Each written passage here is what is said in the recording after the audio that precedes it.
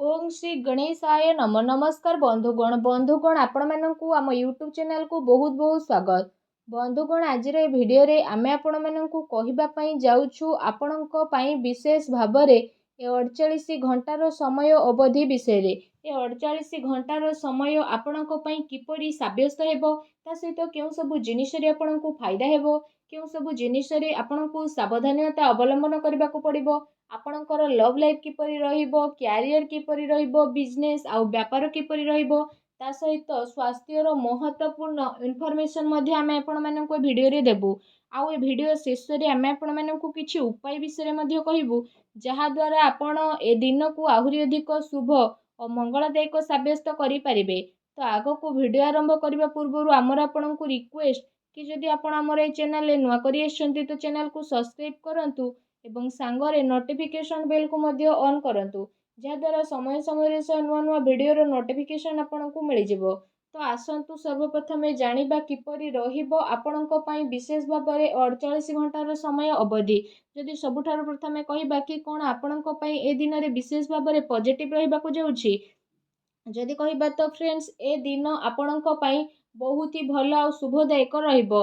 जरूरी काम करबा द्वारा आपणको विशेष भाव में लाभदायक अवसर प्राप्त मध्य हेबो अटके रहितिबा धन मध्य आपणको पुणी थरे वापस मिली पारे भल खबर मिलिबार आपणको पई अनेक ही जोग बनू अछि उच्च पदाधिकारी एवं वृद्ध लोकंकर सहयोग आपणको प्राप्त हेबो एवं सबु कार्य आपण सहलतार सह संपन्न करिकि आपणको प्रतीत मध्य हेबो। एहा सहित आपण आपणकर कार्य कुशलतार द्वारा कौनसी महत्वपूर्ण कार्य को बहुत ही भल उपाय रे पूर्ण करिवे जहा द्वारा आपणको काफी खुशी मध्य अनुभव हेबो कौनसी अति संपर्कीय लोकंकर घरे आगमन एवं हस परिहास रे आपणकर समय बीतित हेबा घरर माहौल को काफी खुशी भरा मध्य बनेई देबो निजर परिवार रो व्यवस्था बनेई के रखिबा पई जहा नियम आउ कायदा बना जाईछि तो से सब आपणको पई बहुत ही तारीफबान हेबो।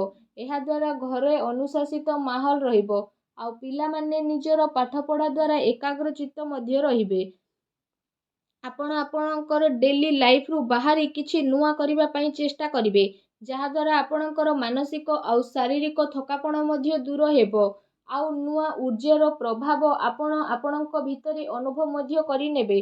फाइनेंस संबंधित जदि कहिबा महत्वपूर्ण निर्णय नेबा पई मध्य ए दिन आपणक पई बहुत ही उत्तम दिन रहिबो विशेष भाव में ए दिनर समय आपणक पई किछि सकारात्मक उपलब्धि मध्य नेकी आसीबो निजर महत्वपूर्ण कार्य को निभेइबारे आपण आपणकर विशेष भाव में पूरा ऊर्जा लगेबे आपणक प्रयास अवश्य ही सफल हेबो।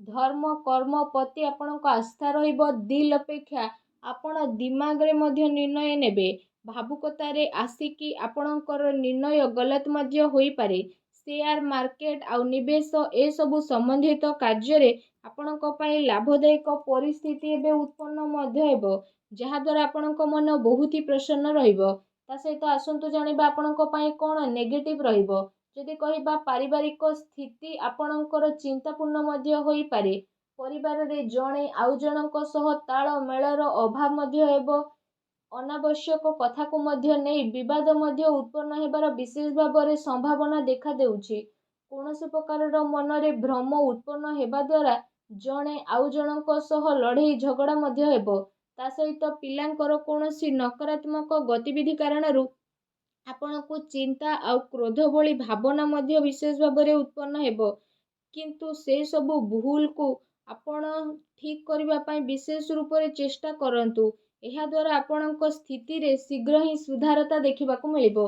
ता सहित आपण काहा उपरे विश्वास करिबा पूर्वरु सबु स्थिति उपरे भल भाव में विचार विमर्श करि नियंतु आपणकर भावुकता आउ उदारतार लोक माने फायदा मध्य उठेई पारंती फ्रेंड्स को सहित अधिक मेल मेलाप केवल आपणकर समय बर्बादी करदेव तेणु ध्यान रखंतु कौनसी निर्णय को नेबारे बहुत अधिक समय लगेबा हाथ में आसीथिबा उपलब्धि को दूर मध्य करि पारे निजर बाणी आउ जिद्दी स्वभाव को आपण नियंत्रित रखंतु मामु घर पक्षों द्वारा कौनसी प्रकार भूल बुझामणा मध्य आपणकर होई पारे आपणकर प्रतिद्वंदी आपणक विषय रे କିଛି ଭୁଲ ଆଖୁଆ ମଧ୍ୟ ଫେଲେଇ ପାରନ୍ତି, ଯେଉଁ କାରଣ ପାଇଁ ପଡ଼ୋଶୀ ଫ୍ରେଣ୍ଡସ୍ଙ୍କ ସହିତ ଆପଣଙ୍କର ସମ୍ବନ୍ଧ ମଧ୍ୟ ଖରାପ ହେବ।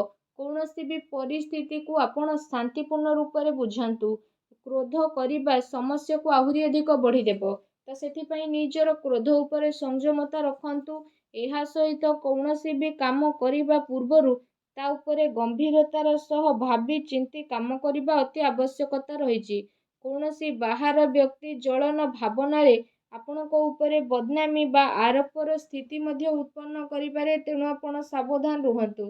ଯଦି ଆପଣଙ୍କର ଲଭ୍ ଲାଇଫ୍ ବିଷୟରେ ଆମେ କହିବା, ତ ଏ ଦିନ ଆପଣଙ୍କର ଜୀବନ ସାଥୀ ଆପଣଙ୍କୁ ସବୁ କାର୍ଯ୍ୟରେ ସାହାଯ୍ୟ ସହଯୋଗ ପ୍ରଦାନ କରିବେ ଆଉ ସବୁ କଥା ଆପଣଙ୍କର ଶୁଣିବେ, ଯାହାଦ୍ୱାରା ଆପଣଙ୍କ ସମ୍ପର୍କରେ ସକାରାତ୍ମକ ପରିବର୍ତ୍ତନ ଆସିବ। ଆପଣଙ୍କ ପ୍ରେମ ଜୀବନରେ ଚାଲି ଆସୁଥିବା ସମସ୍ୟା ଏବେ ଆପେ ଆପେ ସମାପ୍ତ ମଧ୍ୟ ହୋଇଯିବ।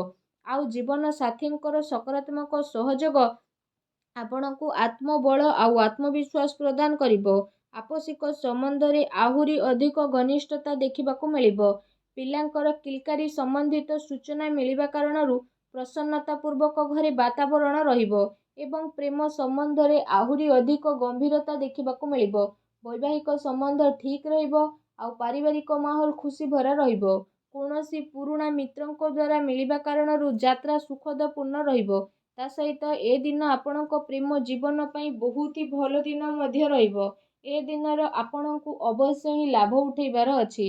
ଆସନ୍ତୁ ଜାଣିବା ଆପଣଙ୍କ ବ୍ୟବସାୟ ଆଉ କ୍ୟାରିୟର କିପରି ରହିବ।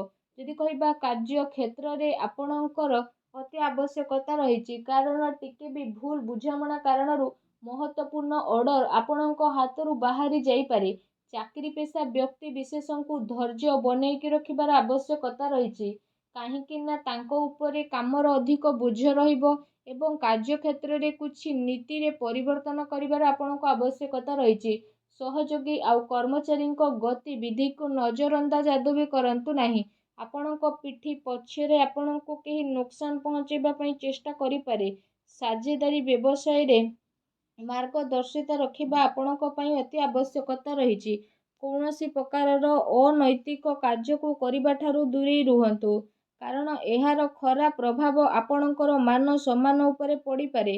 ସେଥିପାଇଁ କୌଣସି ଅଜଣା ବ୍ୟକ୍ତିଙ୍କ ସହ କୌଣସି ଡିଲ୍ ଫାଇନାଲ ଆପଣ କରନ୍ତୁ ନାହିଁ। ଏହା ଆପଣଙ୍କ ପାଇଁ ବହୁତ ହି ଭଲ ରହିବ।